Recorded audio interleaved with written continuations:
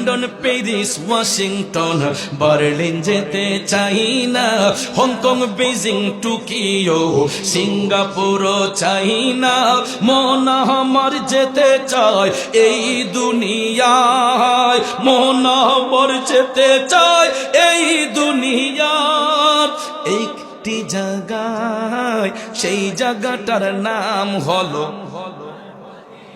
মাশাআল্লাহ, সেই জায়গাটার নাম হলো না, সেই জায়গাটার নাম হলো সোনার মদিনা।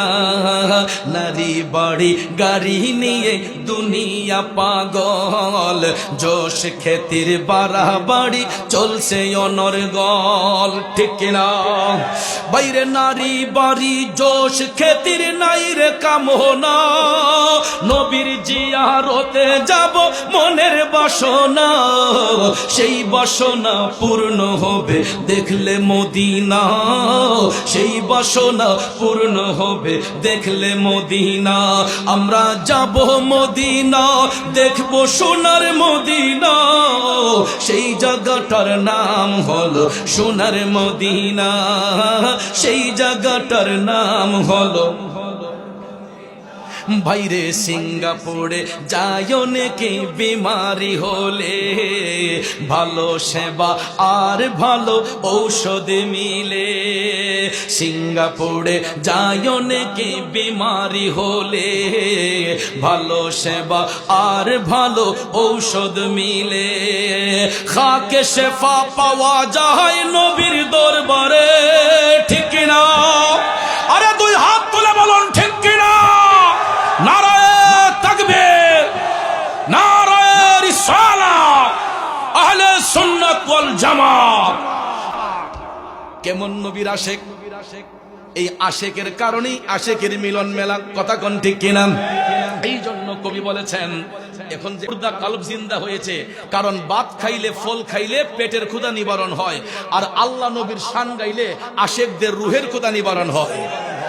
এতক্ষণ পেটের ক্ষুধা নিবারণ করছি, এখন রুহের ক্ষুধা নিবারণ করব। রাজি আছেন সবাই? আরে সিঙ্গাপুরে যায় অনেকে বেমারি হলে, ভালো সেবা আর ভালো ঔষধ মিলে। খাকে শেফা পাওয়া যায় নবীর দরবারে, সর্বরোগের চিকিৎসা হয় নবীর দরবারে। রোগের শেফা পেতে চলো সোনার মদিনা, রোগের শেফা পেতে চলো সোনার মদিনা। আরে ভাই দেখেন আমাদের মানুষ কত বোকা। ব্যবসা বাণিজ্য করে যখন মেন্টালিটিতে একটু সমস্যা থাকে, মাইন্ড ফ্রেশ করার জন্য ওই কক্সবাজার যায়, সিলেটের জাফলং যায়, বিভিন্ন রিসোর্টে ঘুরতে যায়, কথা কোন ঠিক না ঠিক? আমি দেখলাম হিসাব করে আমাদের দেশের বড় লোকরা তাদের মাইন্ড ফ্রেশের জন্য, মনের শান্তির জন্য, এরা নাকি মাইন্ড ফ্রেশ করার জন্য বিভিন্ন রিসোর্টে যায়। কক্সবাজার একটা হোটেলের ভাড়া কত, সেখানে আসা যাওয়ার ভাড়া কত, ক্যারিং খরচ কত, সবকিছু হিসাব করলে দেখা যায় অন্তত একটা ফ্যামিলি ট্যুর দিলে যদি নাও হয় 1 লক্ষ টাকা খরচ হয়, কথা কোন ঠিক না ঠিক? এটা একদম সিম্পল ভাবে বললাম, কিন্তু আমাদের দেশের যে বড় লোকগুলা এক একজন কক্সবাজার গেলে আমি দেখছি 1 লাখ 2 লাখ 3 লাখ টাকা নাকি খরচ কইরা তারা ভ্রমণ করে আসে। কোনো ফায়দা আছে? কোনো ফায়দা আছে? সমুদ্র সৈকতে গেলে এক ছেলে আরেক মেয়ের দিকে নজর করবে, এবং যে একটা বিশ্রী অবস্থা, আর কখনো যাব না, কারণ যেখানে গেলে ঈমান আকীদা নষ্ট হয়ে যায়, একবার তাকালে দ্বিতীয়বার তাকাতে রুচিতে বাঁধে, এরকম ভ্রমণ আমার প্রয়োজন নাই, কথা কোন ঠিক কিনা?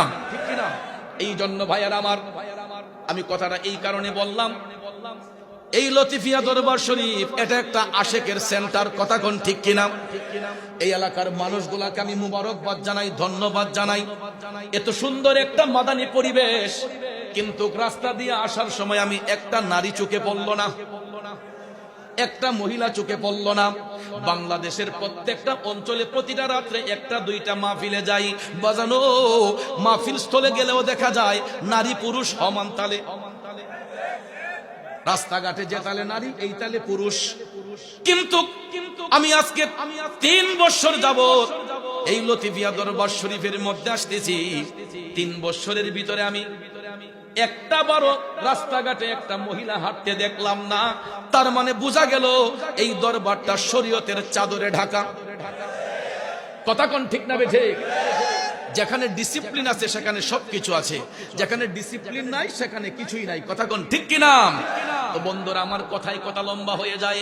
আমি যেটা দেখলাম যে আমাদের দেশের বড় বড় শিল্পপতিরা, ব্যবসায়ীরা মাইন্ড ফ্রেশ করার জন্য 1 লাখ 2 লাখ টাকা খরচ করে বিভিন্ন বিচে যায়। এ বড় লোকের গোষ্ঠী খেলায় এই সমস্ত ভ্রমণ না কইরা এই টাকাটা দিয়া একটু সুন্দর করে মদিনা শরীফ যাও, মক্কা শরীফ জিয়ারত করো, মদিনা শরীফ জিয়ারত করো, মাইন্ড ফ্রেশ হয়ে যাবে। কথা কোন ঠিক কিনা?